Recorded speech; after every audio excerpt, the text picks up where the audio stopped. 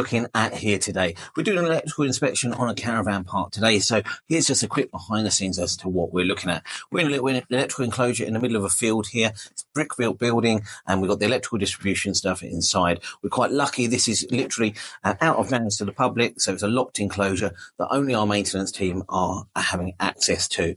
I've taken the cover off of the panel so that we can see inside. I'll give you a quick guide through what's here. So this panel is supplied from a 100 amp main switch below. So we're able to isolate that, make sure that that literally works is the first point of call on our inspection. Now, I checked first to make sure there's nothing essential connected to this. All we're feeding out to is a number of commando outlets on the outside of the building, local light and a local socket.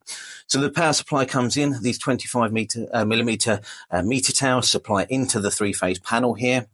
We've got a 25mm main earth, which is quite chunky for this supply.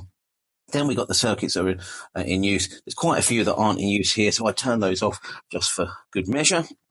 We've then got some lighting circuits. There's a couple of power circuits here. We're just going to check the ratings on these. So this is an ABB board, and we've got C-type breakers here, C10, C10, C10, and C10. This is all for our lighting and our small power locally, so there's not a big supply coming off of those.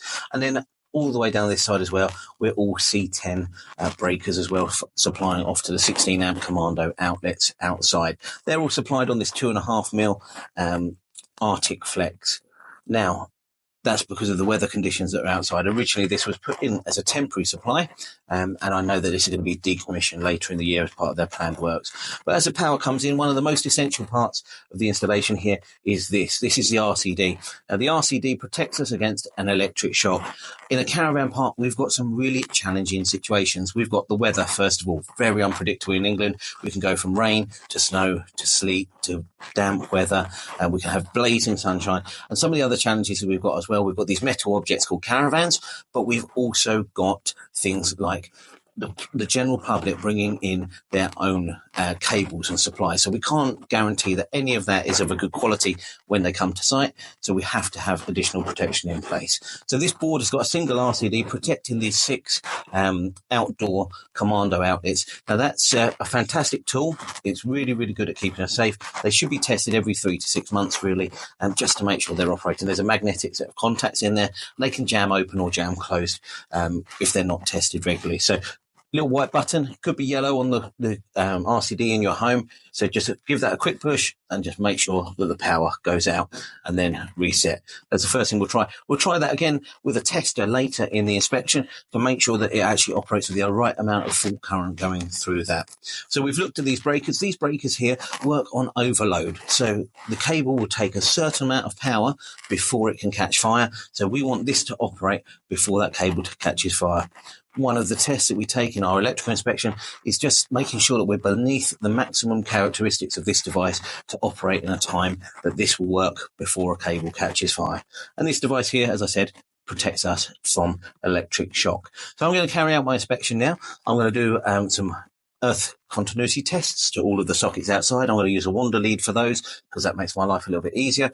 Then we're going to do an insulation resistance test because we know that there's no loads that are connected to this. And then we're going to do some earth fault loop impedance tests. The most important part is where we start, which is the visual inspection. So I've tightened all of the connections inside the panel first of all. I've checked to make sure there's no loose cabling. The panel's not loose on the wall. There's a little bit of corrosion at the top here, but I've also made sure that there's no ways of anything getting into that panel either. Even this little hole at the top here, by the time my panel cover goes back on, it seals back up this hole. So I'm not too concerned about anything getting down into there either. So this is the first of our inspections here on the caravan park, and I'm going to talk you through a few of the others later because we've got a whole number of different risks and hazards here. Everything from cars to caravans to the weather to children kicking footballs. You'd be amazed at how much damage can happen to an installation on a caravan park. I'm Jamie Morgan. I'm an electrical engineer at ESI Electrical Safety Inspections. I look forward to meeting you soon.